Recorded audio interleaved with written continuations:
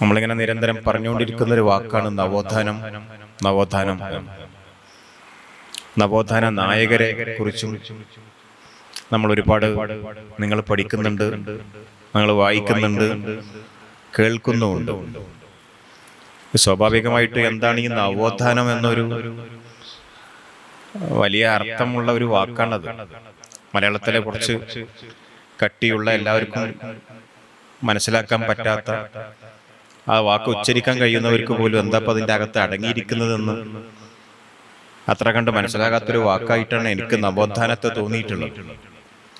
എന്തോ കാര്യമായൊരു ഏർപ്പാടായിട്ടാണ് പലരും അതിനെ വ്യാഖ്യാനിക്കുക.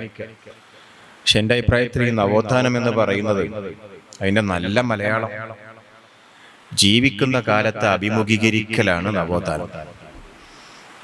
മഹാന്മാരായ മനുഷ്യരൊക്കെ ജീവിക്കുന്ന കാലത്ത് അഭിമുഖീകരിച്ചു, അതിലവർ ജയിച്ചു. അപ്പോഴാണ് അവരെ നമ്മൾ നവോത്ഥാന നായകരെന്ന് വിളിച്ചത്.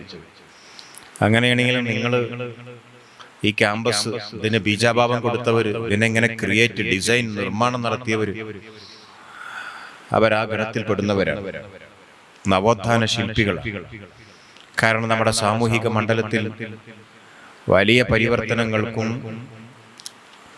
അതുപോലെ തന്നെ സമുദ്രണത്തിനുമൊക്കെ വിത്തുപാകാൻ കഴിഞ്ഞു എന്നുള്ളത് ഇവിടെ വന്ന് സംസാരിക്കുമ്പോൾ നിങ്ങളോടൊന്ന് പറയാൻ ഞാൻ ശ്രമിച്ചു എന്ന് മാത്രം.